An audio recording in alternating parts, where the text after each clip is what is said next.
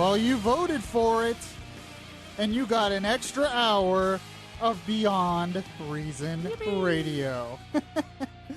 Okay, those of you who didn't vote, well, you should be punished. It should be mandatory. Mandatory to vote for an extra hour of Beyond Reason Radio. Okay, obviously, I can't make you do that, but the President of the United States wants to make it mandatory to vote in elections. Mandatory.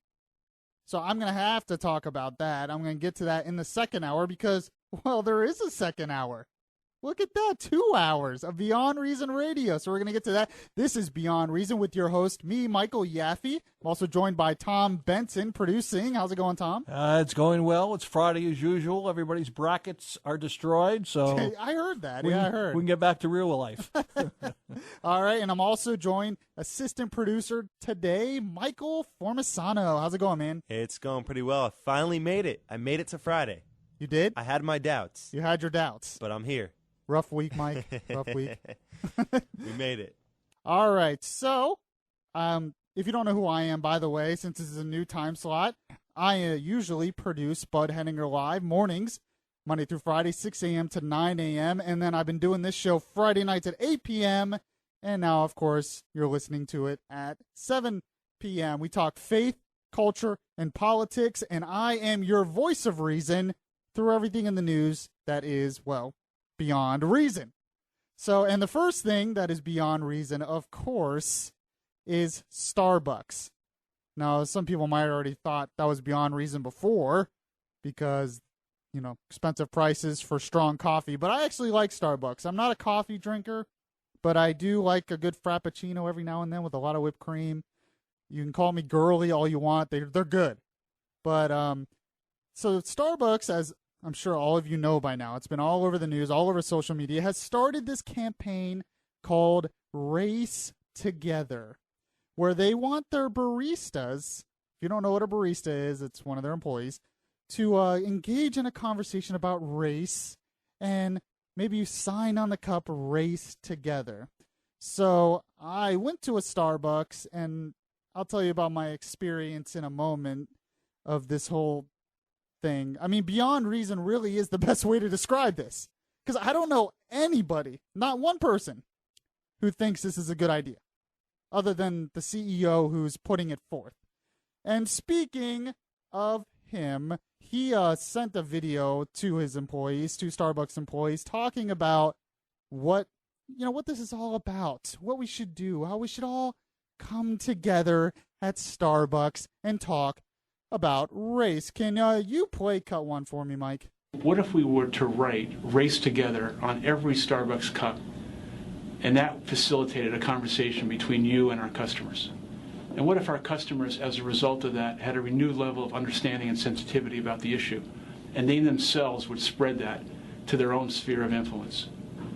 Now, some of you may be uncomfortable doing this, and if you are, you have no mandate for me to do it. Just bow out. You don't have to do it. And if a customer doesn't want to receive a cup that says Race Together on it, then either give them another beverage or just replace their cup.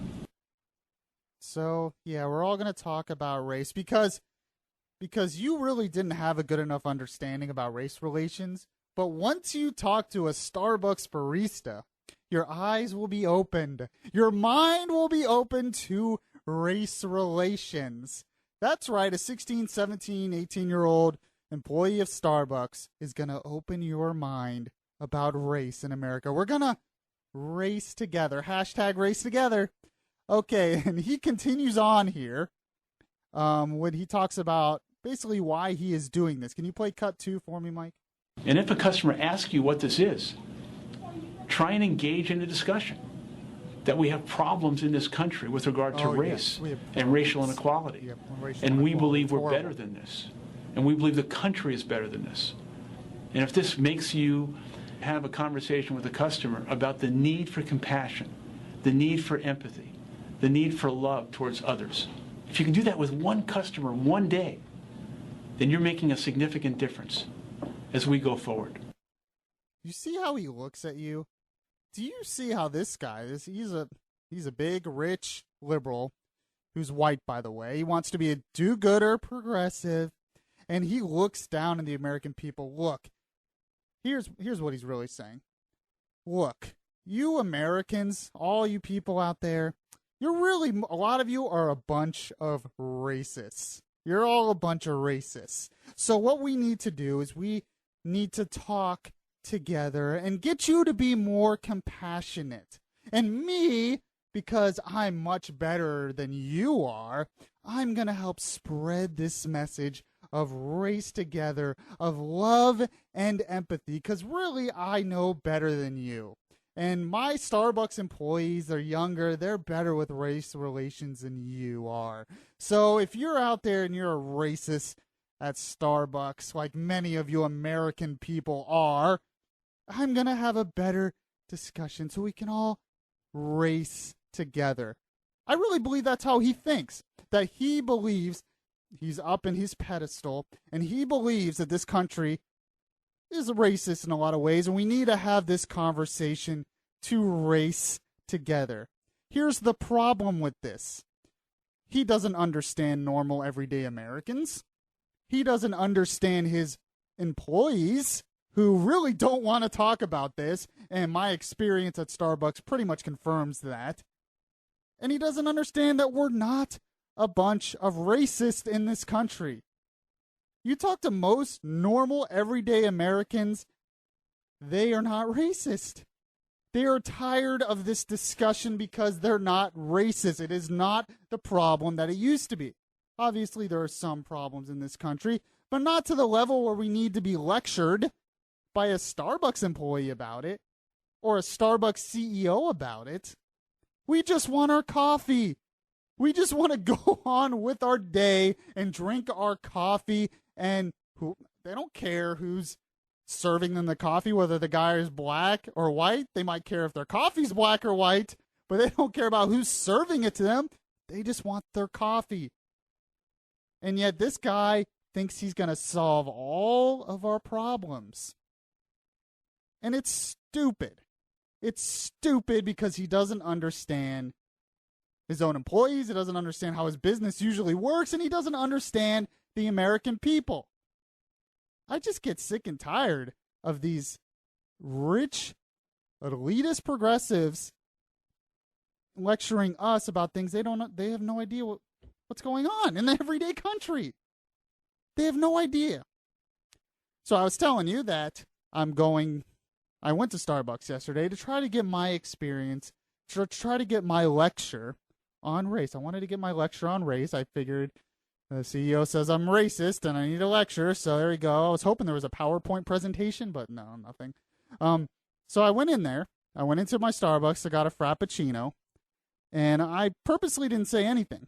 I just waited to see if they would engage me on this topic, see if there was anything in the store that said, hashtag race together or whatever the new saying is.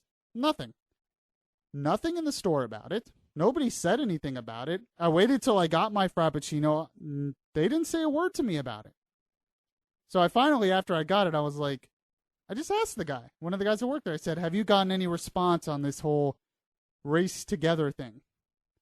And he kind of looked at me and chuckled a little bit, and he says, no, you're the first one. And he's like, thank God. Thank God I haven't, because I really don't want to have that conversation. And it's like... Did they write on your cup? No, they didn't write on my cup or anything. Isn't that the whole point? Well, yeah, and Bud went too, and they gave him a sticker that said race together, and he said the same thing, that they were kind of confused. He put it on his lapel? Is that what he's supposed to do, or what? The sticker? No, it was on his cup, the okay. sticker. Right. I guess he could Like I voted today? Yeah. I talked race today. Race together. Yeah, so I went there, and I talked to him, and I could tell that he's like, the employee there was like, this is a joke. This is stupid. Because it is stupid. Because we're not a bunch of racist people in this country and need to be lectured. Americans are usually good people. We're usually just going about our day, trying to do the right thing, trying to get a cup of coffee. And the employees and the customers are not thinking about how divided we are on race, especially when they're at Starbucks. So, and then I asked another employee there, I asked what he thought. And he basically said, well, one other person said it, and that person was kind of upset that we were doing the campaign. And he was uncomfortable with it. He said, I'm kind of uncomfortable with it. I don't want to have this conversation. I don't really understand why we're doing it. He's like, I get he's trying to be good intentions, but I don't really understand it. And I think most people are like him. They don't really understand it. And the employees don't want to talk about this. They're just trying to do their job. People are trying to get their coffee. They're trying to make the coffee. And they're now all laughing on the inside at their CEO. Why can't he just because you're a good businessman who figured out how to make great coffee that people like, why does that mean that you are now our person to lecture us on race? How about you just stick to the coffee? That's what you're hired for. People liked you for that. But that's where we are. And I don't think he's going to stop. Oh, he's gotten a lot of pushback, but he seems to be going along with this, thinking this is a great idea. I don't understand it. I mean, and Michael made a good point to me. Yeah, it's like I was saying earlier. Clearly, he hasn't just sat down in a Starbucks anytime lately, because Right? he would notice that when people go into Starbucks, they're on the go. Starbucks are always swamped, and the Yep. baristas just want to get the coffee moving. They don't have time to sit there and talk about races. They're trying to do their job. They're just normal people trying to do their job. It's a publicity ploy, is what it really is. And they thought it would create a lot of goodwill, but instead they got the reverse reaction. They got a lot of pushback, but it's still publicity. The other thing, They've definitely got publicity off of it. the other thing that it makes me want to do, What? go to Dunkin' Donuts. Exactly. Dunkin' Donuts should have a thing on there, like a hashtag, we won't judge you. Hashtag No judgments. no judge. Hashtag just get your coffee and leave. How about that? Hashtag just coffee. That's a good hashtag. Just donuts and coffee. You see, they get it because their slogan is "America runs on Dunkin'." They understand that. Yeah, you know, we're on the running. We move. want our coffee. We're going. We want good coffee, and we're going. We don't need to be lectured by some either kid barista or some liberal elitist CEO. And by the way, there was another guy there at the Starbucks when I was there, and he was, fixing one of the machines there. They brought him in. One of the machines was broken. He was fixing it. And when I was talking to the Starbucks employee, the barista, about this, he looks at us and he goes, "When I first saw it, I thought he was talking about an actual race, like we're racing, like we're running. Hashtag race together. Oh, we're gonna do a race." So it just shows that on a normal person's mind, they're just not racist. It's not something that is in normal everyday American minds to think about this. So when we see race together, we're thinking of racing. We're not thinking of how this country's a bunch of racists and we need to have a dialogue. I just hate, it just drives me crazy. I don't like being lectured by these people who think because they're rich and they're successful business that they know better than me on stuff like this. No thanks. And that's going to bring me to my next topic. Stephen A. Smith, ESPN analyst, very popular. He had some interesting things to say about the black community and how they vote. Very bold words. I'm very curious what people think about this. If you have any comments about the Starbucks thing as well, I didn't give out the phone number yet, so maybe I should do that. 407-674-1025, 855-545-1025. You want to comment on that or anything else that you find beyond reason in the world. So today you're listening to Beyond Reason at beyondreasonradio.com and News Radio 1025 WFLA. 407-674-1025 if you want to call in to Beyond Reason Radio, special 2-hour edition of Beyond Reason Radio, streaming live at beyondreasonradio.com and live on the air, News Radio 1025 WFLA, and still on AM 540. Now, if you go to my website, great place for you to go, beyondreasonradio.com, go to the top of it. You can you can follow me on Twitter, at Michael Yaffee, a little icon to do that. You can like my Facebook page. I have a new Facebook page up, Beyond Reason Radio. It's facebook.com/Beyond Reason Radio. You can like my Facebook page, follow me on Twitter, subscribe to the show on Stitcher. You can subscribe to it on YouTube. a bunch of different ways, well, to reach me and to reach the show. So you're always connected. So there's no excuse. I should make it mandatory, but I'm not tyrannical like Obama. Anyways, you racist out there, all you racists out there who really should be lectured by a barista at Starbucks, I have an interesting comment that I found from Stephen A. Smith, who's a great ESPN analyst. And he talks about, well, I should just play the audio and then comment about what he said. It's very interesting when he talks about basically how African Americans in this country should vote. I have often said, and I'm not talking about President Obama, I'm just talking about the times we're living in. I have often said that from a political perspective, what I dream is that for one election, just one, every black person in America vote Republican. Want me to tell you why I feel that way? Because from what I've read, and I'm open to correction, but from what I read, Barry Goldwater is going against Lyndon B. Johnson. He's your Republican candidate. He is completely against the civil rights movement. That's not entirely true, but was in favor of it, civil rights legislation. What happens is he wins office, Barry Goldwater loses office, but there was a Senate, a Republican Senate, that pushed the votes to the president's desk. It was the Democrats who were against civil rights legislation. But because, the Southern Dixiecrats, right? So because the president, Lyndon B. Johnson, was a Democrat, Black America assumed the Democrats were for it. Do you know that since 1964, the Black America hasn't given the Republican Party more than 15% of its vote? Here's what that means. What that means is one party, the black folks in America are telling one party, we don't give a damn about you. They're telling the other party, you got our vote. Therefore, you have labeled yourself disenfranchised because one party knows they got you under their thumb, the other party knows they'll never get you, and nobody comes to address your interest. you want to have a real conversation about race in this country, should have it with him. Not a Starbucks barista, but him.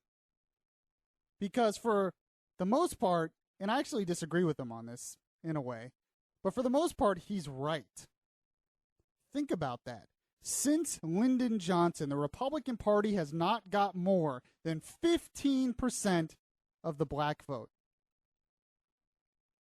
That's incredible.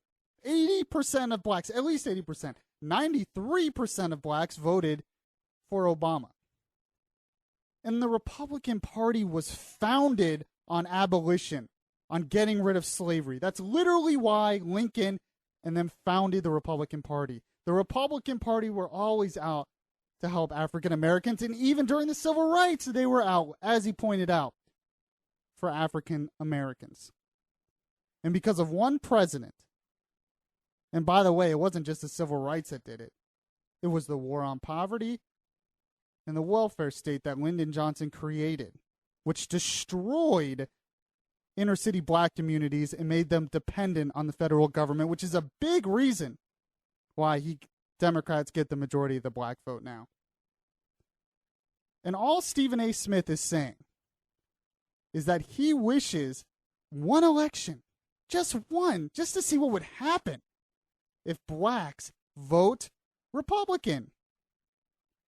Because right now they all vote Democrat, so you have the Democratic Party that takes their vote for granted, and then you have the Republican Party that doesn't even try to get their vote anymore. So no one is speaking for the black community.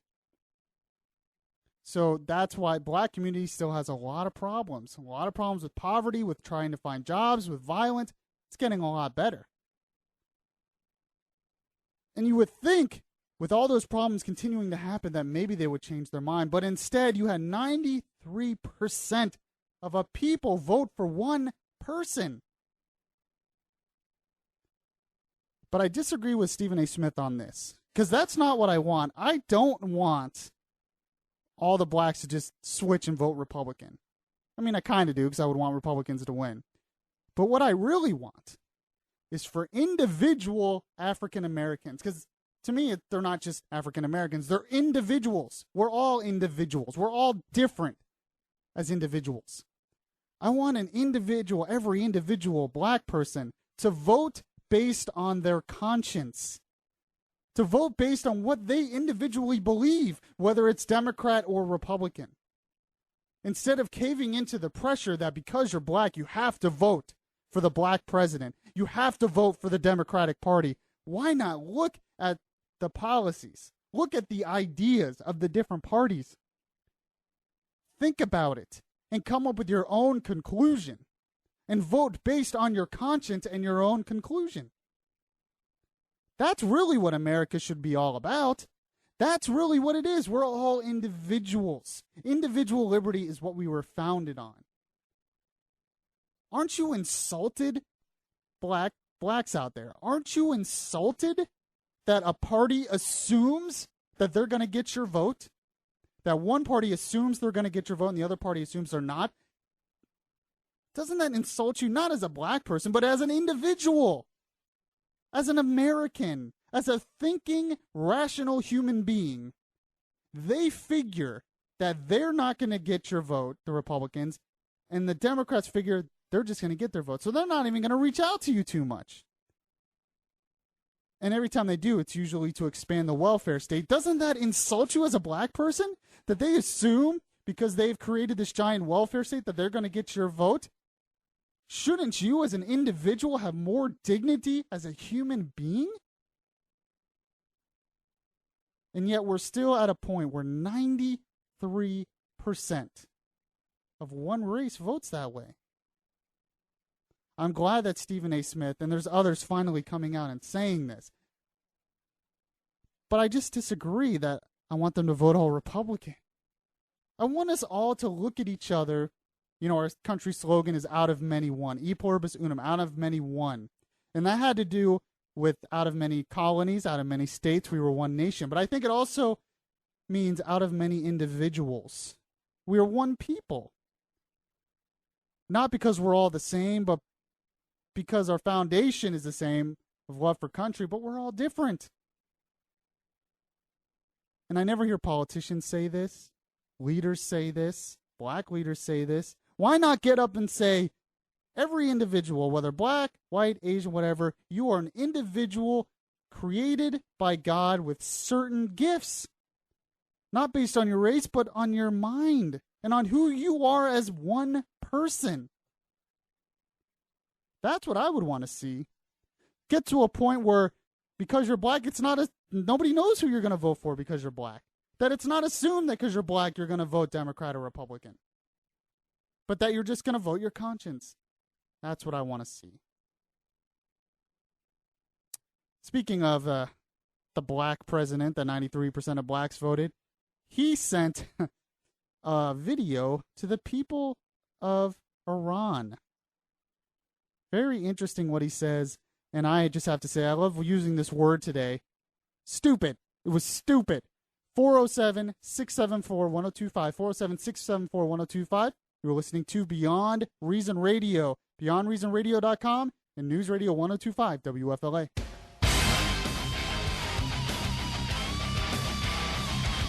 Welcome back to Beyond Reason here on News Radio 1025 WFLA and BeyondReasonRadio.com. If you want to call in, 407-674-1025. Well, I am the voice of the millennial generation, or as it should be called, the Yaffee generation. And here we talk faith, culture, and politics and sift through all the stuff in the world that is just beyond reason. And I'm your voice of reason through all that stuff. So, and speaking of beyond reason, of course, Obama.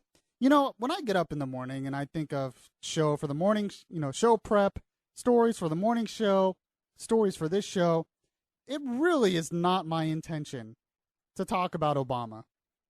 Quite frankly, I'm sick of talking about Obama. I'm sick of all the Obama bashing because it's just, it just goes on and on. And he deserves to be bashed, but it's just, I'm quite frankly sick of the man. But it's like he sits in the Oval Office and thinks of stuff that we have to talk about. Knows that it's going to make people mad, knows that it's against what our country usually stands for, and he just comes up with this stuff. It's amazing. So I have to mention this stuff because, well, frankly, I want to protect the future of the country. So we get up this morning to find stories for the show. And of course, Obama had released a video yesterday to the people of Iran. Yeah, that's right, to the people of Iran, trying to reach out to them. And this, by the way, I'm going to say it again, this was stupid. I'm liking that word today because it's stupid. But this is what he said to the people of Iran. Our diplomacy is at work with respect to Iran. There are no guarantees that negotiations will succeed. And I keep all options on the table to prevent a nuclear Iran. But new sanctions That's the wrong passed one. by this Congress. That's my fault. I put up the wrong one. There should be an audio that says Obama to Iran. No. That's okay. Just find it. Just open it. Find it. That was my fault. What did that one say? Obama in Iran or something? On Iran? Sorry. That's my fault. I was playing producer too, and I should just let the producers do their job. But anyways, Obama sends this video to Iran. Did you find it? Yeah, there should be one that's to Iran, right? No. poor producers. Anyways, the whole reason I found this stupid is because who thinks that the Iranian people have any power to do anything anyways? And yet, I think he found it. The days and weeks ahead will be critical. Our negotiations have made progress, but gaps remain. And there are people in both our countries and beyond who oppose a diplomatic resolution. My message to you, the people of Iran, is that together we have to speak up for the future we seek. So, yeah, he sends that not to the Iranian leadership, not to the American people, but directly to the people of Iran. Now, if I'm the person in Iran, I'm thinking, why in the world are you sending this to me? They're under practical dictatorship tyranny under there. And he's telling them, hey, we need to work together to find a solution so that you can have peaceful nuclear energy, which means a future nuclear weapon. Let's just get it straight. But they have no power over there to do anything about it. This would be like President Obama sending a video like this to prisoners in our country, telling the prisoners who can't vote to vote for him. If you're a prisoner, you're like, why are you sending me this? It's like a slap in the face. I can't do anything about it. That's exactly what the people of Iran are thinking. I can't do anything about this. They're going to do what they want. We don't have any freedom or rights in this country. It's Iran. Is this what Obama thinks of that country, that they're actually a democracy? In fact, there was one time a few years ago where some people in Iran were finally standing up and trying to overthrow the dictatorship there. And Obama said nothing. He didn't say anything to support the people then. He didn't say anything to the people then. He didn't say anything to the leadership over there then. That's when he should have stood up and talked to the Iranian people and told them that America supports your right for freedom. No. We don't want to talk freedom, not with Obama. He wants to make us do things like buy health insurance and vote. We have mandatory stuff, not freedom. But now he's talking to them like the people over there are going to be convinced, oh, Obama's right, and we're going to support our leadership in this. They don't care what you have to say, Obama. So why is Obama doing this? Well, for one, I think because he's stupid. But for another thing, it's a slap in the face to Israel and to Netanyahu. who has been trying not to let the Iranians get a nuke, not to let some kind of deal between U.S. and Iran go through that will eventually allow Iran to get a nuclear weapon. And Netanyahu won a major election this week, despite the fact that Obama sent people over there to help the campaign to have Netanyahu be beaten. But Netanyahu still won, and Iran sends his vote. I have to say, I've been looking at all the news this week at different places. I have never seen so many stories, frankly, on Israel, on the politics of Israel, and on the prime minister of Israel, and most of them are negative. That Israel got it wrong in voting for him again. There was one article in Politico. The title literally was, "Has Israel lost its soul?" Has Israel lost its soul? Why? Because they voted in a prime minister who's trying to save their country? Who wants to protect the country not only from the terrorists, the Palestinian Hamas terrorists, but also from Iran, who often says all the time that Israel should be destroyed. He's trying to protect the country, and Israel's lost its soul. The article was talking about how Israel has caved into the fear instead of hope, because, Obama's the hope, and we're going to have peace with Iran. Because we trust them so much. Israel's caving into the fear of Netanyahu. Sometimes it's good to cave into fear. If there should be fear, if we should be afraid, maybe it's okay to cave into that fear. Maybe we should back a leader who tells us straight, who will stand up for the future of the country. So that's what Israel did. And they did it quite overwhelmingly.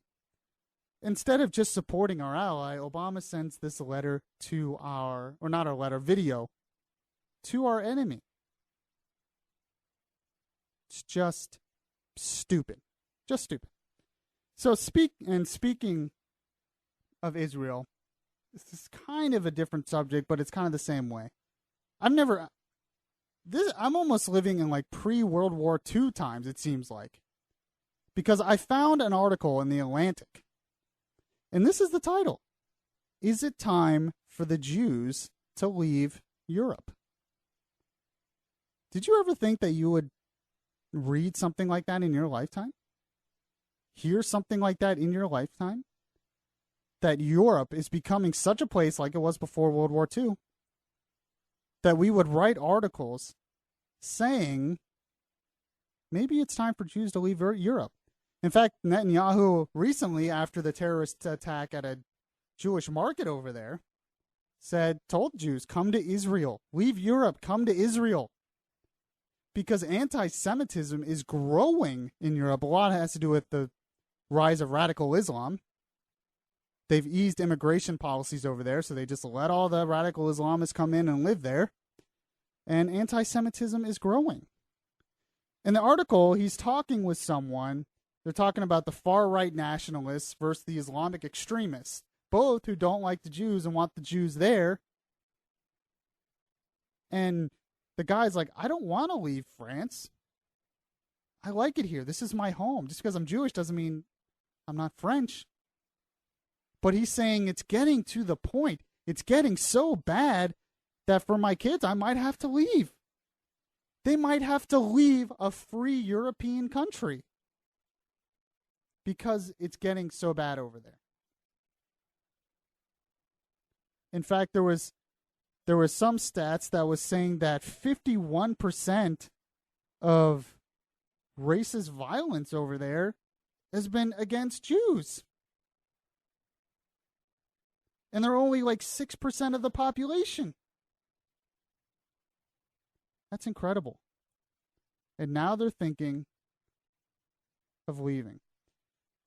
Yet last year, according to the French Interior Ministry, 51% of all racist attacks, 51%, there's only 475,000 Jews, less than 1% of the country's population in France.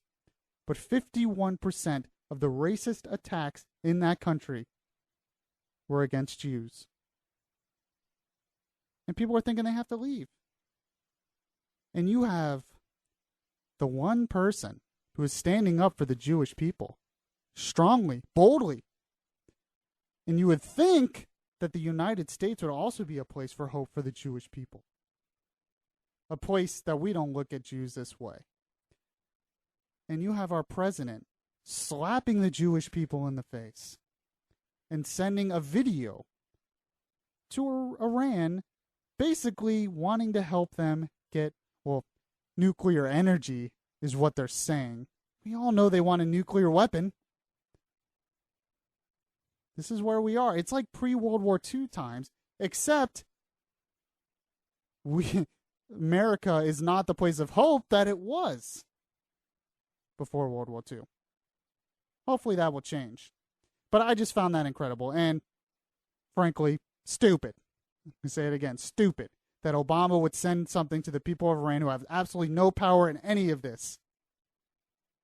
Just unbelievable.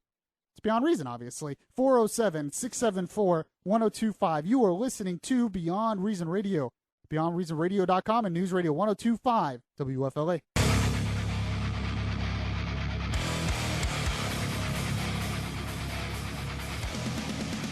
Welcome back, Beyond Reason Radio on News Radio 1025 WFLA and streaming live at BeyondReasonRadio.com. Make sure to like the new Beyond Reason Radio Facebook page. You can just go to my website, BeyondReasonRadio.com, click on the top Facebook icon, and you can like the page.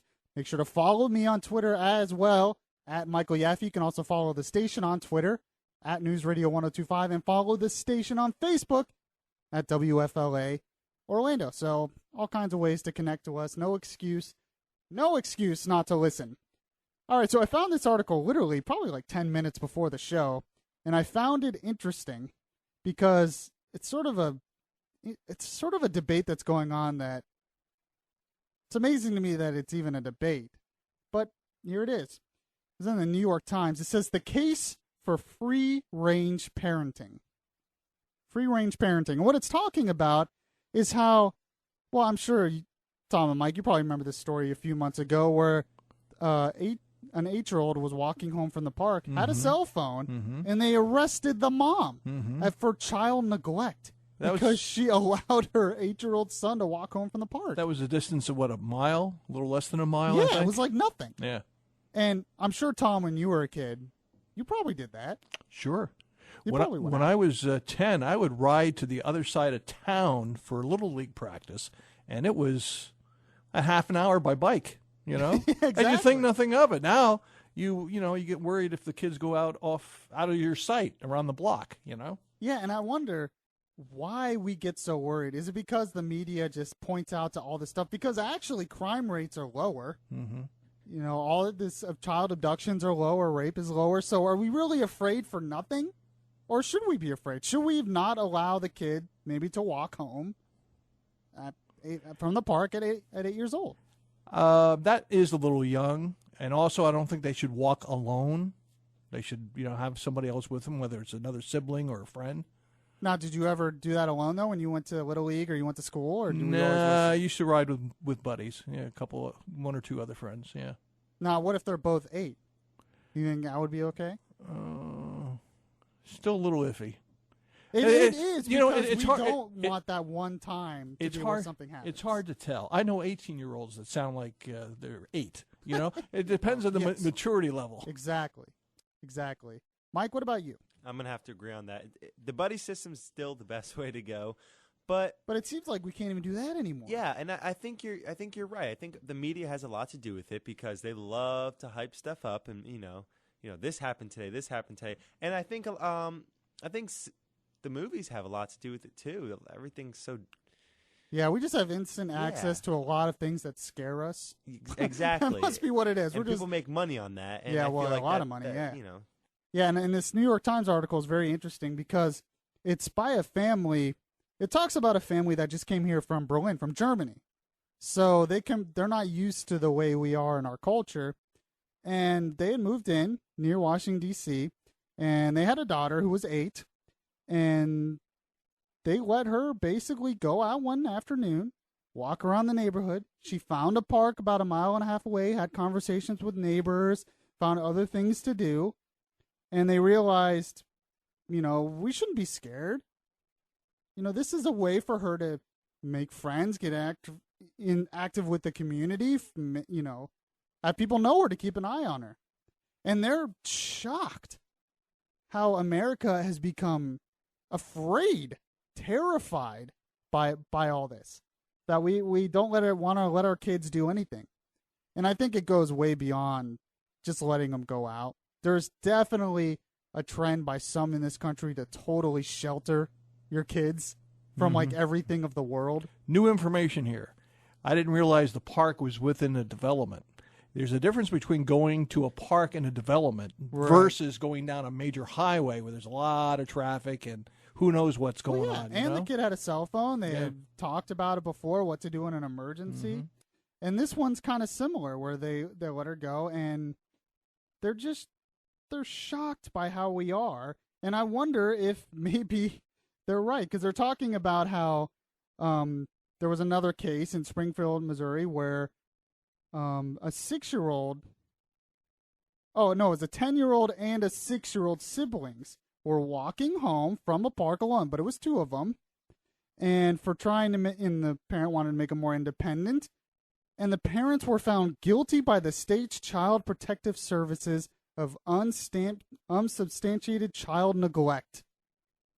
So they were charged. And you have to wonder if that even hurts the family even more. So were these people apparently reported that this activity was going on? So that, if so, that brings up the question: would you report a neighbor?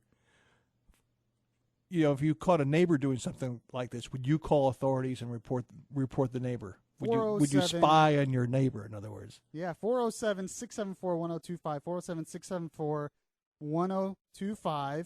If you have a comment on how you would raise your kid, because I really think, we often talk about how parents don't pay enough attention to their kids. That's why school's bad. Parents don't discipline their kids.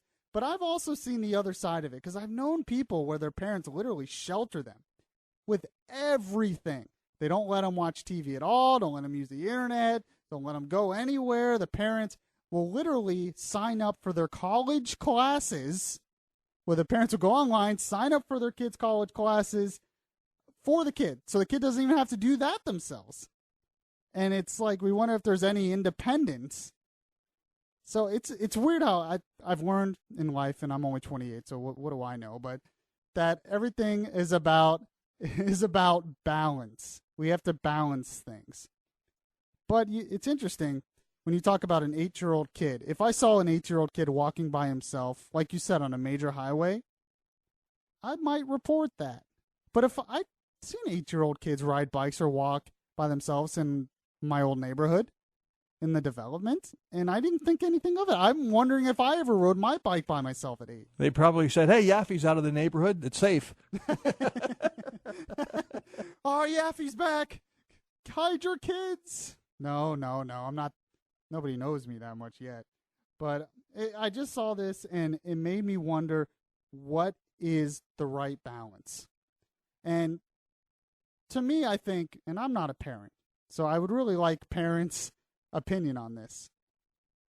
To me, I think the biggest problem between parents and kids is that they don't talk to their kids. It's not that they don't provide for their kids or they don't discipline their kids. It's just, I've known people who don't have normal conversations with their parents about this stuff. Because you're a kid, and I'm not one of these people that says, "Oh, it's video games destroying our kids," and because you have like a billion people in this world playing violent video games, and we're not all dying, and the world isn't burning. So I wonder if that's really anything. But the kid's going to get access to the new technology. The kid's going to see stuff in the real world eventually. Sooner or later, that kid's going to be out there in the real world. So it makes me wonder, wouldn't it be better to just at least talk to your kid, introduce them to some of these things, and tell them why it's bad? Why it's bad, maybe, to have sex before marriage. Why it's bad to go certain areas, to want to do certain things. Just have a conversation with your kid. And you would think they would want to do that, but we're all too busy. We just throw the iPad at them, tell them to play with this, and we'll talk to them later. But like I said, I'm not a parent. So speaking from this microphone, maybe I don't know anything. It probably will all change when I actually have kids one day, if there's a woman ever desperate enough to want to marry me. I was going to talk to my kids today, but I got hung up down at Starbucks talking about race relations. Exactly. Yeah, let's bring your kids to Starbucks, and we'll all talk about race together. And if in fact, you don't even have to talk to your kid. Just bring your kid. Just bring your kid to Starbucks and tell the barista, hey, look, I don't have time to talk to my kids about these issues. So here's my kid. Have a conversation about race together with my kid. I'll be over here, reading my iPad. I just wonder. It was just a very interesting. If you have any comments on that, 407-674-1025. I won't need your advice on how to raise my future kid. Like I said, if there's ever a woman desperate enough to want to settle with me. All right. One more hour of Beyond Reason. Coming up next, we're going to talk about mandatory voting. News Radio 102.5 WFLA.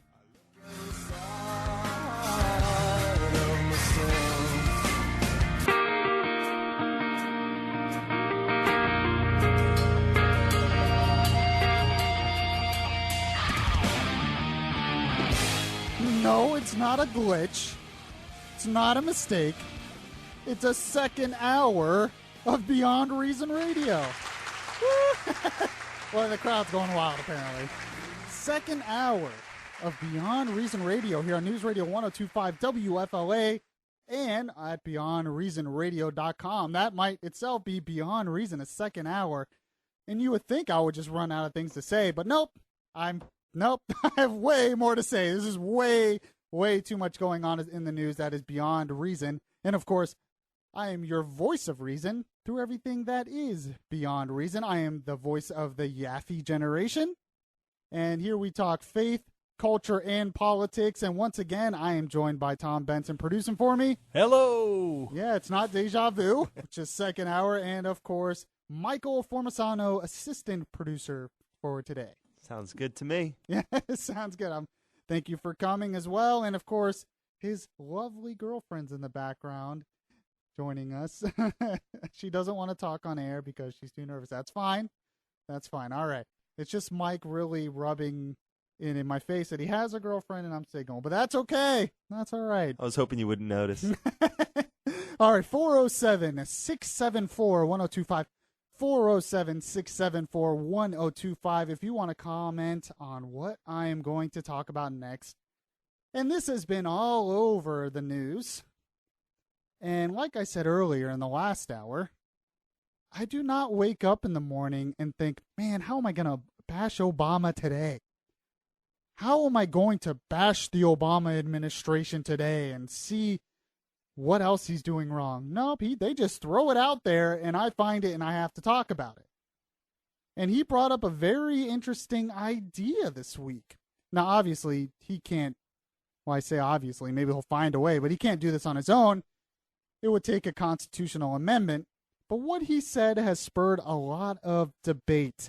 And frankly, it shouldn't surprise me that he said it, but he did.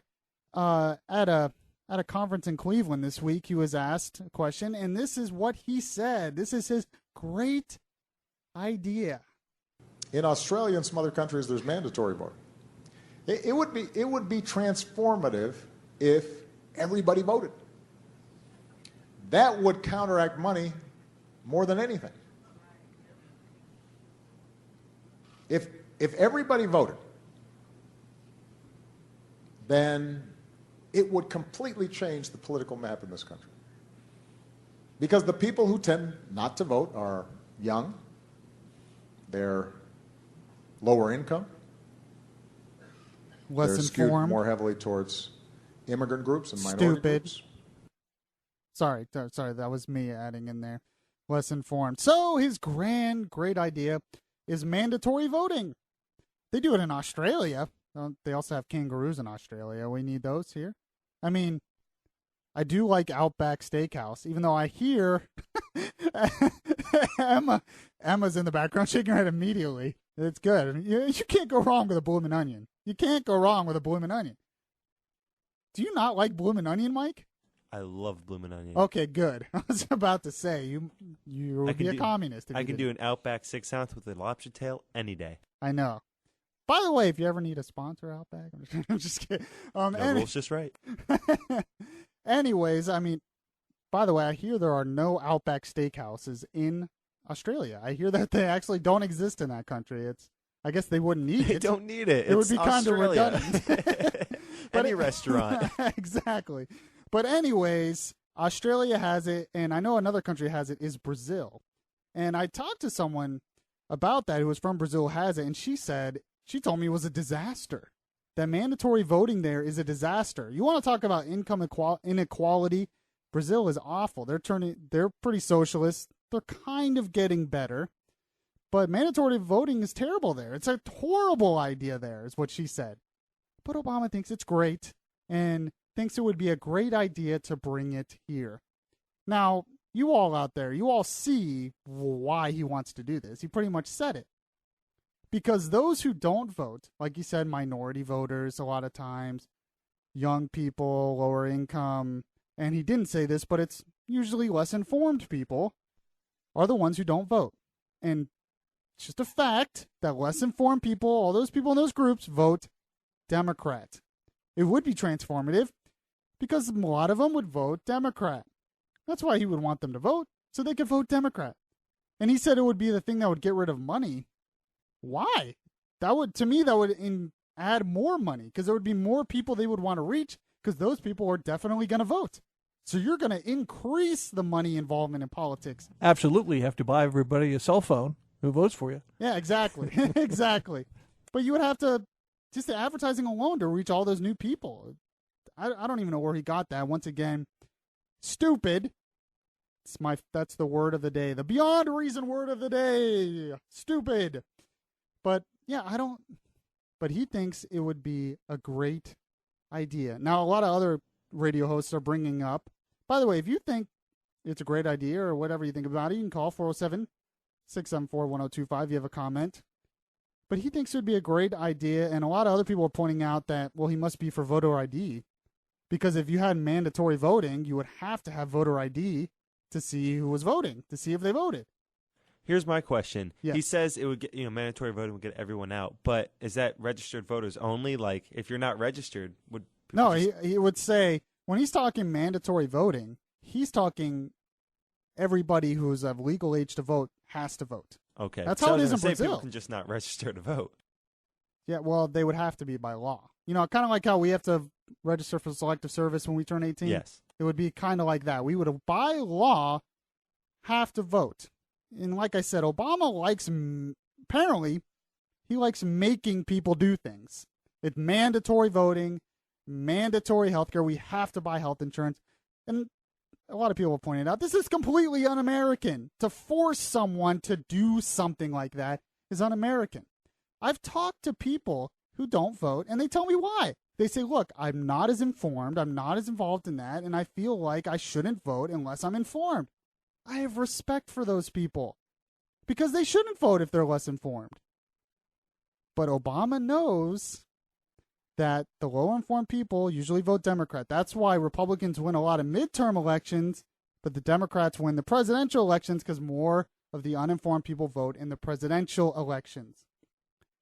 But here's another thing that no one is talking about that I find very interesting. How would they enforce this? Let's say theoretically they passed a law making it mandatory for everyone 18 or older to vote. How would they enforce that? How would you force it to vote? I don't think they would just arrest people who didn't vote. So how would they enforce it? How do you think, Tom? How would they enforce this? Invoke a tax. And if you don't vote, you're taxed. If you do vote, they'll deduct the tax. Exactly. That's how they got away with it with Obamacare. The Supreme Court decided that because the IRS was enforcing the penalty, forcing people to buy health insurance, it's considered a tax, not a mandate. So if they did this, they would just make it a tax that you would pay the tax if you didn't vote. Exactly what they're doing with Obamacare.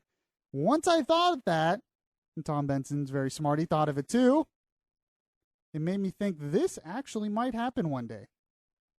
Because that would be the way for them to get away with it. And it would be a lot of new money into the government's hands from taxes. Because there's no way, there's no way 100% of the people would vote. It would never happen.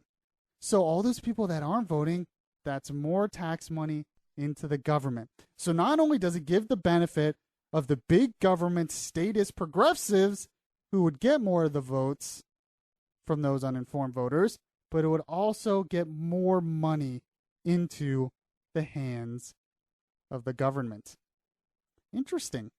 When I first heard this, I'm like, oh, this is never going to happen. I don't say that anymore. I think this is entirely too possible, and it's scary. We played audio on this morning's show from Judge Napolitano that was saying, look, voting is speech. And we have freedom of speech, but we also have freedom to not speak if we don't have to. We should have the freedom not to vote. And by the way, we already have problems in the presidential elections of huge lines in voting booths and people not being able to vote in time and stuff. That problem would get exponentially worse, which is another thing that would also get the federal government to nationalize the voting process, which the federal government wants to do. Right now, a lot of it's regulated by the states because we're a republic, and that's how it works, supposed to. The federal government would love to nationalize that process to get more control. So it's another way for them to do it. So there's a lot of different angles here. This mandatory voting thing. Now, he didn't say he's putting anything forward. He just says it would be a great idea. But him throwing that out there is the start of something. You are going to see more and more people wanting this, more and more push to eventually get this. And quite possibly, this might pass one day. It's scary. I will fight it from this microphone and other places as much as I can. But it's interesting. So, yeah, that's the Obama stupid thing of the day. There was two things today. Very interesting. 407-674-1025. You're listening to Beyond Reason Radio. News Radio 1025 WFLA. You're listening to Beyond Reason Radio here at BeyondReasonRadio.com and News Radio 1025 WFLA. Make sure to like my new Facebook page, Beyond Reason Radio, on Facebook. That's facebook.com/Beyond Reason Radio. Like me on Twitter. Follow me on Twitter at Michael Yaffee. So we had a caller over the break who was talking a little bit about how they enforce it in Australia. Like, what happens if you don't want to vote in Australia? And what happens? Mike, tell me what the caller said. I'm not positive if it was Australia, but he said in one of the countries where, voting's mandatory, you can risk losing your driver's license or your passport. Interesting. So that's a big deal. So that would really get a lot of people to vote. I mean, if someone threatened to take away your driver's license, Mike, I'm sure. Oh, absolutely. I'd be at that voting you would be poll. at that poll. You don't even care who you're voting for. You're just kind of throwing out stuff, Christmas treeing it as long. Okay, give me my driver's license back. So, yeah, it's interesting. I really, really believe that if they passed it in this country, they would do it through the tax code. They would do it through the tax code. It's just too convenient. Well, he even stated money. Exactly, money. Yeah, the politicians love money. That's what a lot of them are there for, the money. They love getting it from the taxpayers. They love getting it from the lobbyists. Let's say it's $100. Multiply that by, say, just from round figures, 150 million people. Do the math. Yeah, exactly. That is a lot, and it would probably be a lot more. And that's funny. I actually did not think of the math. That's a lot of money. That is a lot of money that would be going. Good idea if you got half, right? Yeah. Now, how can I do that? No. I'm not a tyrannical dictator like Obama wants to be. But speaking of the tax code, I want to get into a local Florida thing here. Speaking of taxes, that nobody, I haven't heard really this anywhere. It's actually, the story's a week old. I should have brought it up last week, but I just frankly ran out of time. But now that you have 2 hours. Yes, 2 hours. Yeah, I have plenty of time to talk about anything. I have time to talk about how the new Mortal Kombat 10 game is going to introduce Predator as one of the fighters. You know, all you gamers out there are interested. Predator from the movie Predator is going to be one of the fighters. You've totally veered off the path. But I got your attention, didn't I? You did. I'll give you credit for that. You played Mortal Kombat, right? A little bit. Yeah, a little bit. Predator's I think it's going to be cool. I don't know. I don't even play video games, and I think it's going to be cool. Sorry.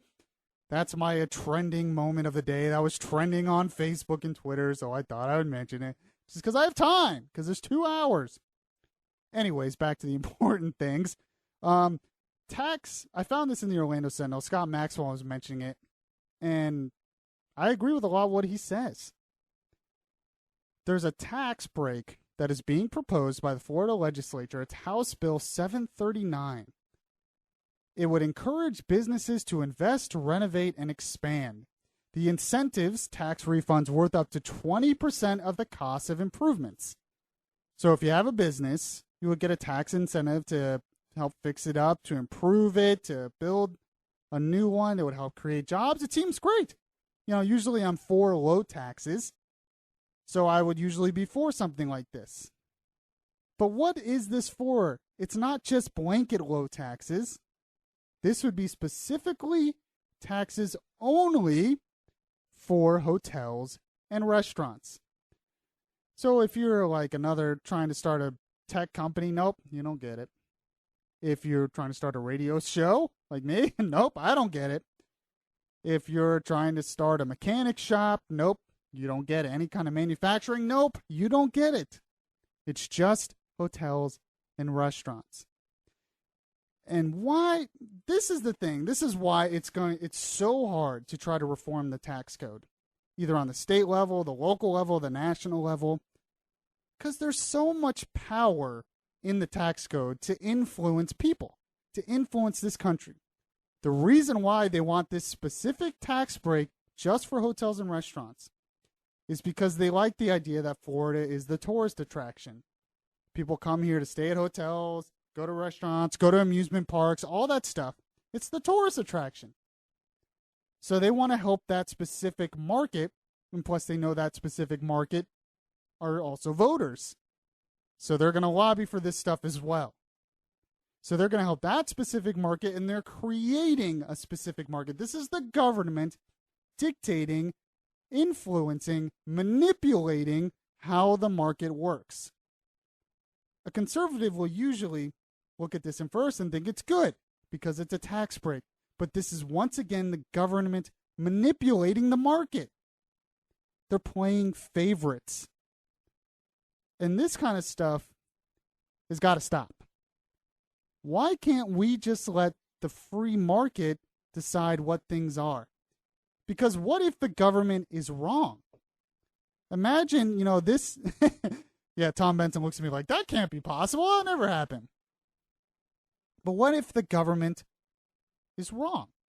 There was a time when Florida's biggest industry was farming and oranges. Now imagine if the government had decided then, years ago, to play favorites with that market.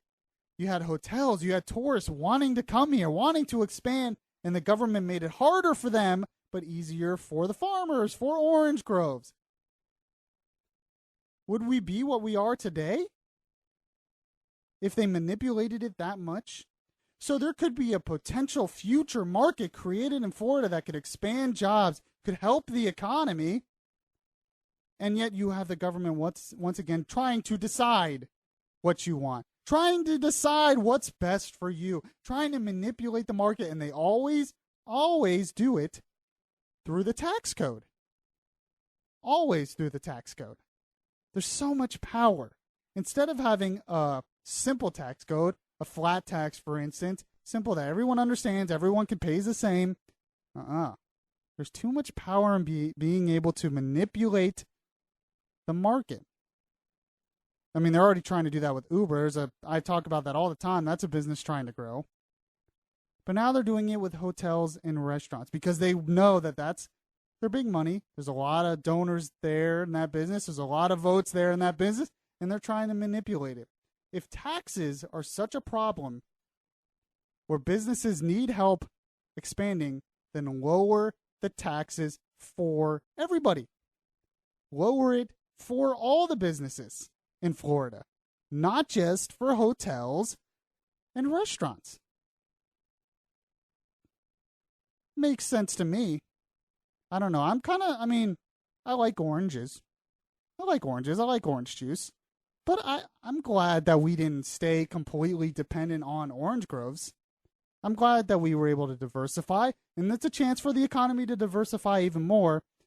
And yet, here we go again, the government playing favorites. It's a big problem, and it's something that's really, especially this bill, it's really not being talked about. Because I think most people quietly, especially even in Republican circles, they quietly like it. They quietly know that they'll get that donor money from hotels and stuff like that. But I'm just tired of the crony capitalism. I mean, I can't sit behind this microphone and rail against the government spending money on soccer stadiums and the Citrus Bowl and building sports teams and not rail on them for this, also playing favorites to help hotels and stuff. Get out of my way. Just get out of the way. Let the market work. The economy will grow. Help Florida for the better. So, as many of you know, I am a huge fan of the new smartwatches. Now, I'm not an Apple person, so I don't want an Apple Watch. But Samsung has some really cool ones that I want. And I even posted on my Facebook earlier this week. By the way, like this show on Facebook, Beyond Reason Radio. I even posted earlier this week, smartwatches are pointless and expensive. You really don't need them. But I really want one. I really want one. Well, it seems now that there's some fear out there that these smartwatches are going to cause health problems. They've just hit the market. We don't even know what's going to happen with them because they just started being bought. But now people are afraid of it maybe causing future health problems. I want to talk about that more in the next segment because I don't know, I'm fascinated by how people fear new technology. I'm just not one of these people that fears new technology. I love new technology. I always want to get the newest gadgets, and it always seems like every time there's something new, people are just scared of it. Like, oh my gosh, it's going to change everything and hurt us, and computers are going to rise up and kill us all, like Terminator. Maybe we just all watch too many movies. Maybe that's it, but I want to talk about that when we get back. You are listening to Beyond Reason Radio. Make sure to like the Beyond Reason Radio Facebook page. Follow me on Twitter at Michael Yaffee. Listening to Beyond Reason, BeyondReasonRadio.com, News Radio 102.5 WFLA.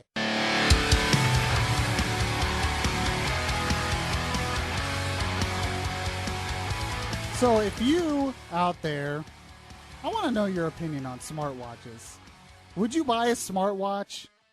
What do you think of them? I think they're cool. I mean, you can answer a phone call on your watch. How cool is that? It would be awesome to drive in your car and have navigation on your watch. But they're like $300. They're expensive. 407-674-1025. Tell me, I want your opinion on smartwatches. And then I'm going to get the staff's opinion on it as well and tell you the fears, how it's going to create health problems, I guess. It's just the fear of new technology. I don't know, amazes me. But first, I found this story earlier, too. We were talking about the economy and the government manipulating the economy. In Seattle, as many of you know, decided last year it's going to be implemented this year. They decided that it would be great to have a $15 an hour minimum wage. $15 an hour. By the way, that's more than I make here. I mean, just so any of you were curious. But $15 an hour minimum wage. So you think I would be all for this then? Oh, yeah, let's bring that to Florida. $15 an hour. That means everyone who's getting minimum wage will just be paid more, right? right? None of them will lose their jobs, right? We'll just all make more money. Like I said, if it was that easy, let's just give everyone $1 million. Then we'll all be rich, right? Yeah, isn't it that simple? But I found this article that says that since Seattle has done that, a lot of restaurants in Seattle are closing. Literally, because it's supposed to go into effect April 1st. April Fool's Day. What perfect timing. April Fool's Day is when they implement their $15 an hour minimum wage. It says, according to the Washington Policy Center, closings have occurred across the city, from Grub in the upscale Queen Anne Hill neighborhood to Little Uncle in gritty Pioneer Square to the Boat Street Cafe on Western Avenue near the waterfront. That's 3 restaurants right there that have closed that would still be in business if they didn't implement that minimum wage. Would still be around. Those people would still have jobs. It would still be helping the economy if they didn't raise it to $15 an hour. Restaurant owners expecting to operate on thinner margins have tried to adopt in several ways, including higher menu prices, cheaper, lower quality ingredients, reduced opening times, and cutting work hours and firing workers. I thought this would just help us all, that we would all just get paid more. And, I know a lot of people out there, I'm on social media, and a lot of people want the minimum wage to go up. They just think it'll magically help everyone. I'm telling you, $10 an hour or whatever minimum wage is anywhere, I know it's like 7 something in Florida, is much better than $0 an hour. Because really, when you think about it, the true minimum wage in this country is 0. Nothing. So when you're, and I've said this many times before, when you're increasing the minimum wage that much, you're legislating people out of the workforce. By mere legislation, nothing else, people are losing their jobs, losing their businesses, and we have proof. And especially young people trying to get in the workforce, they're the ones that are losing their work. So I just found that interesting, something about the economy that, it's basically an I told you so. I told you this was going to happen. It's common sense. It's common economics. But of course, they'll just decide, I don't know, what are they going to pass a law forcing businesses to stay open? It sounds crazy, but maybe they'll do it. They'll pass a law just saying, well, you have to stay open and you have to give them this minimum wage. It's like, but I can't. I don't have the money. Well, too bad. You'd be breaking the law. This is all crazy town talk, but like I said, with stuff I said earlier, it's not as crazy as we might think.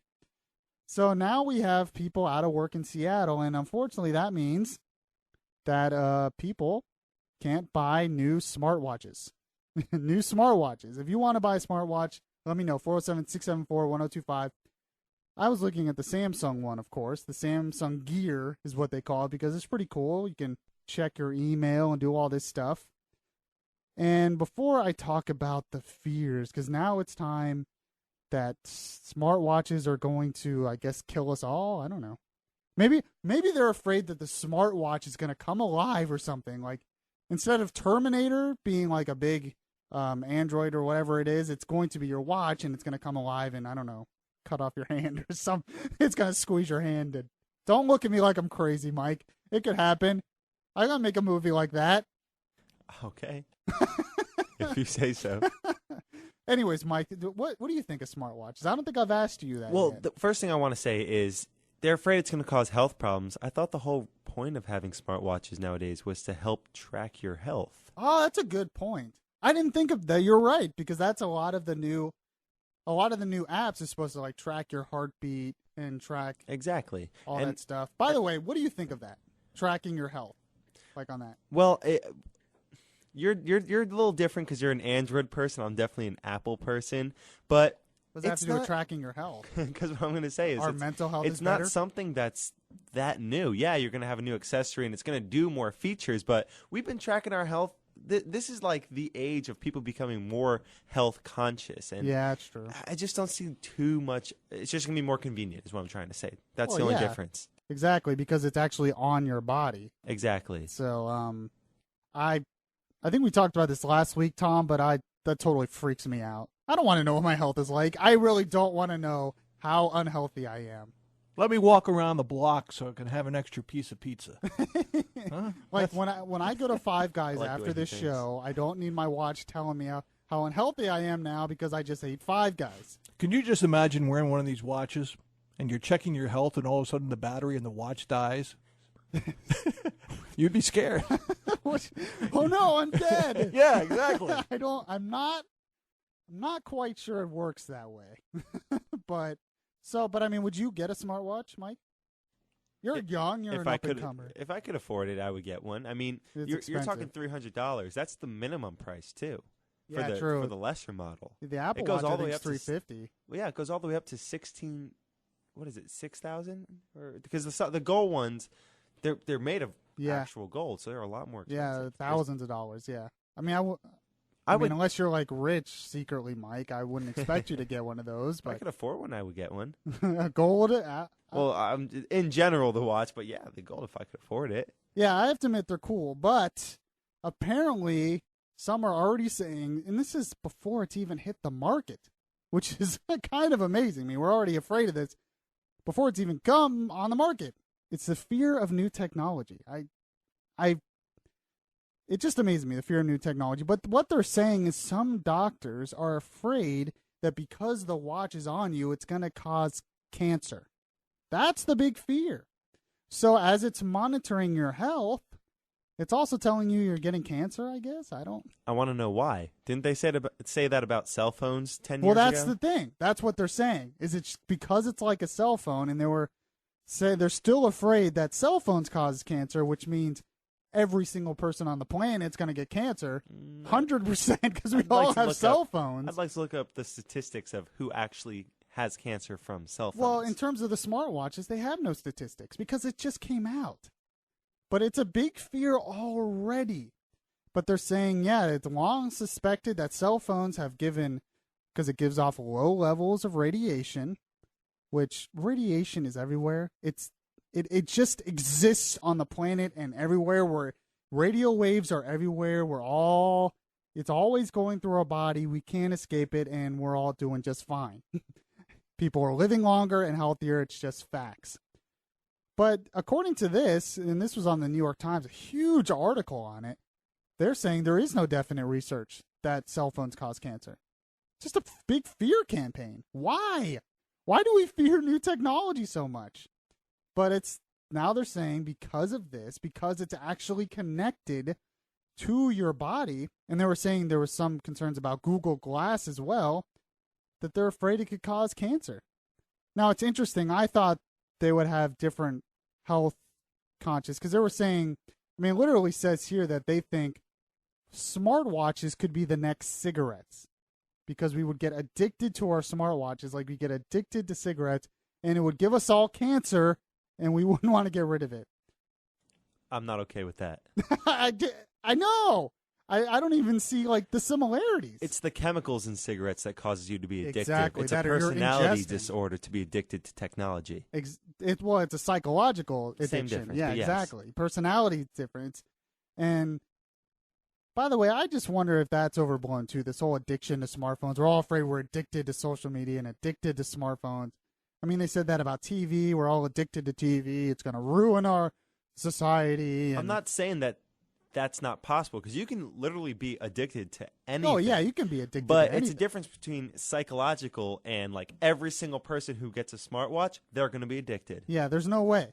There's no way. And by the way, I think there's a lot of people who don't even think smartwatches are going to be a successful product. I think they will. I think the technology is just having that technology that easy to use, that close to you, especially when you're driving. I think it's going to be cool.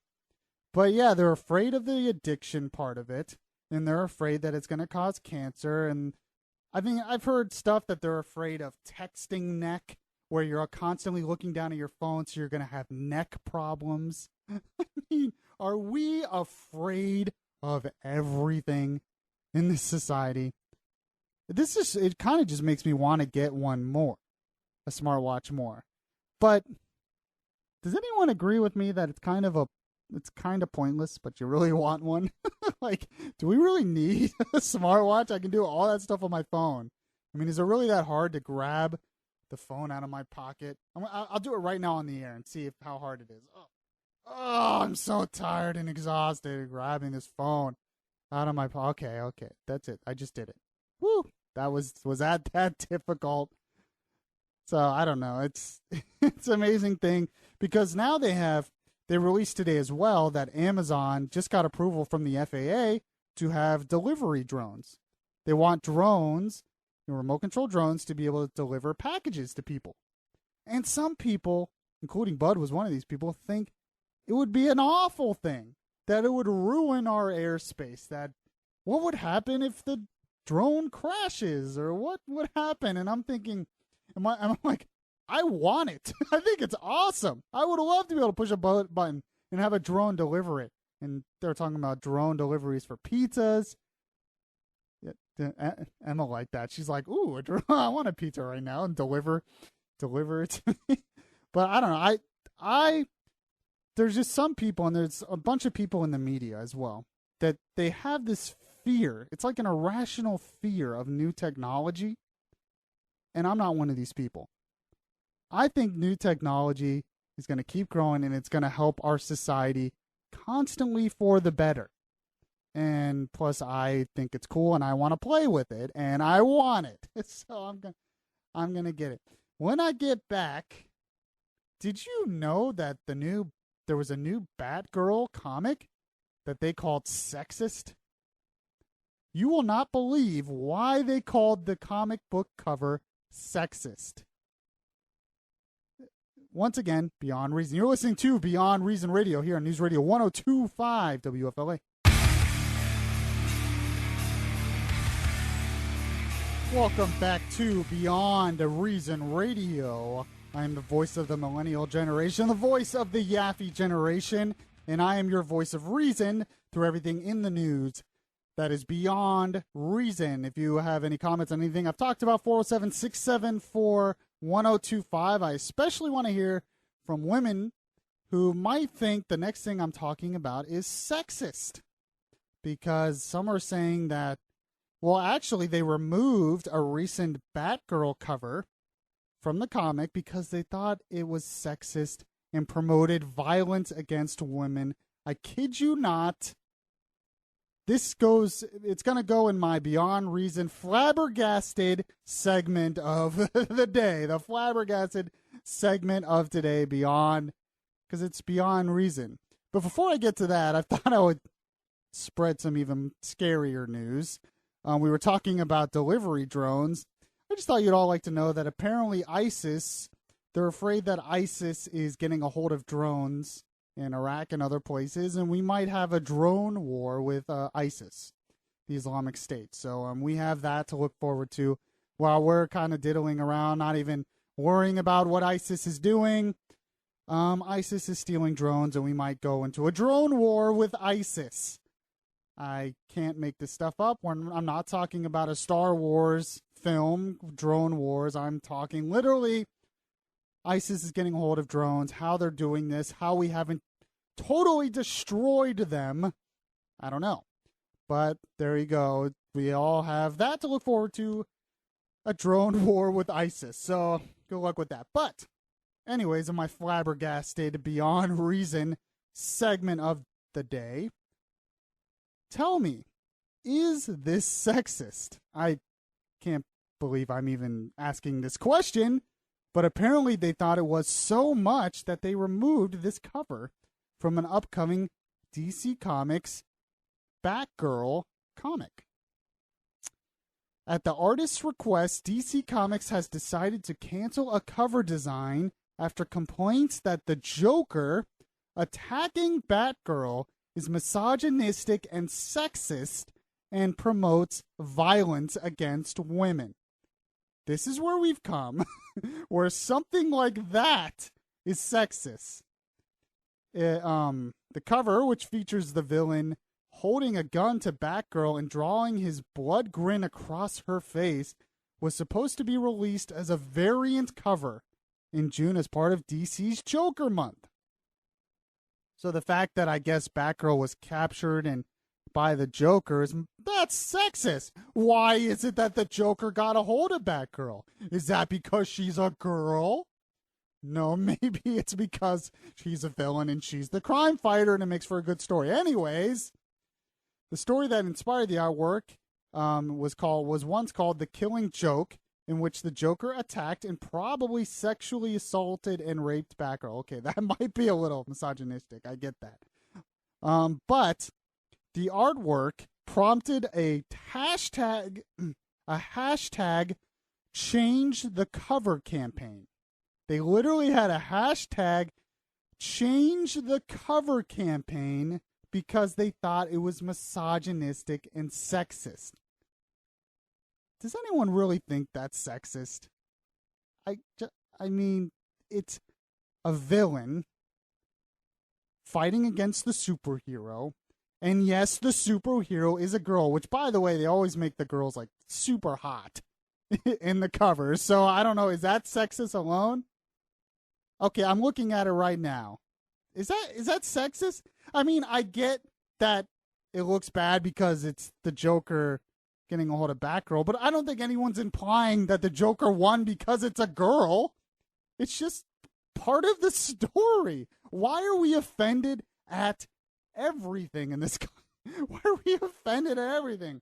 In fact, it seems like an interesting story because you want to know how it happened, and you probably want to know because you probably assume Batgirl's going to get out of it. But it created a whole backlash. I can't believe people have that much time in their hands that they created a campaign against it. Only covers attacking. I mean, so are we going to get to the point where now only covers can attack males? Mike's showing me the picture. Is the one on the right the one they used or something? I believe the one on the right is the one they want to replace it with, which is a picture of Batgirl punching him in the face instead. Oh, okay, because the girl's getting back. Yeah, woman power. Yeah. I mean, come on. How about we just have them shaking hands and having a nice conversation, talking about race relations? Why don't we do that? Is that where we're getting? Is that what we have to have? Over a cup of coffee. Yeah, over a cup of coffee. We can't have actually any violence or any fighting between the two. In fact, doesn't that insult women more? That they can't expect a woman to fight the enemy and be, I don't know. But this is where we're getting. Are we gonna have covers where only men can be on the covers fighting each other? A man fighting a woman? No. Why don't we just get rid of Batgirl? Only Batgirl can have women villains, apparently. Even though, to me, that would be more sexist. So, I don't know. I mean, does anyone else find that misogynistic? And this is where we've come. We're offended at everything. And speaking of being offended at sexism, this goes into the whole Beyond Reason flabbergasted segment, as I'm telling you. This is almost more unbelievable than the DC comic cover. Because there's a detective out there who was called sexist because he advised women not to walk alone through parks after a murder happened. So a murder happened in a park, and he said, I suggest to people, particularly females, so he even said people, and he just said, look, females particularly, they shouldn't be alone in parks. I'm sorry to say that is the case. Because he wants them to be more careful because there was a murder at a park recently at night. And he said they shouldn't be alone because they're getting murdered. So this is a guy wanting to protect women, wanting to help women, wanting to give them good advice, and he's called sexist. So what should we say? Women, you actually should go to the parks and get murdered. Is that what we're going to say? Look, I get that women should have rights. Obviously, we should have the same rights. But now it's getting to the point where we're expecting men and women to be the same. Hate to burst your bubble out there, but according to science, men and women are different. It's just a fact. They're not the same, and thank God for that. I'm glad that women are different. I don't want my future wife, who is desperate enough to marry me one day, I don't want her to be a man. I'm sorry. I want her to be a woman. I'm just saying. I'm glad that she'll be a woman. But is it really sexist to advise. Usually, this used to be good advice that if a woman at night shouldn't walk in a park alone, that she should be with someone, and that hopefully it would be a man too to help protect her, because men are usually stronger than women. Be good advice, and he is being called sexist, misogynistic. How could he say that? What are you saying? Women can't protect themselves? No, that's not what he's saying. He actually said people shouldn't be out there. But he's just saying it's good advice not to be alone because we just had murder there. And maybe you shouldn't do that. So he's trying to protect women. Now we live in a place where trying to protect women is somehow sexist. You hate women if you're trying to protect women. I'm not following. So yeah, there's my 2 Beyond Reason flabbergasted segments. Are they really sexist? I don't know. I don't see where they're getting from, but that's where we are. You're sexist if you're trying to protect women. Whew. We covered a lot in 2 hours. I don't know about you, but I think we covered a whole lot in 2 hours. Let's see. We covered Obama sending letter to Iran, which was stupid. We covered my trip to Starbucks. We covered smartwatches killing us all. We've covered anything. I thank you guys so much that you gave me the opportunity to listen to me for 2 hours. Give me talk for 2 hours.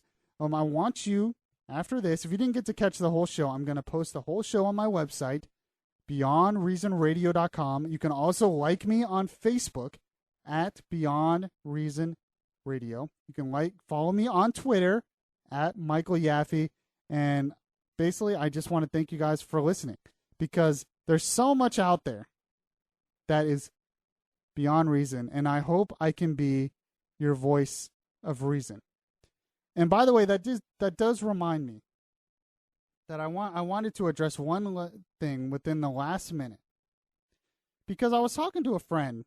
This week, and she was telling me she's just getting into the news and the politics and all that stuff. She's usually not into it, but she started listening to the show. She's just getting into it. And she's realizing, man, this stuff is depressing. I don't want to think about this stuff all the time. And, I don't blame you. And sometimes it can be depressing.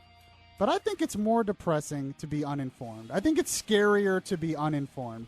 Because when things go bad happen, which they are going to happen in your life, I think it's better to be informed so you can handle it better. So you don't panic. So you don't do stuff like that. But I wanted to give you some perspective. And so I have a Bible here, a Bible verse here. And now I can't find it. Oh, here it is. For this reason I say to you, do not be worried about your life, as to what you will eat or what you will drink, nor for your body as to what you will put on. Is not life more than food, and body more than clothing? Look at the birds of the air. They do not sow, nor reap, nor gather into barns, and yet your heavenly Father feeds them. I went over time, but catch you guys next week on Beyond Reason Radio.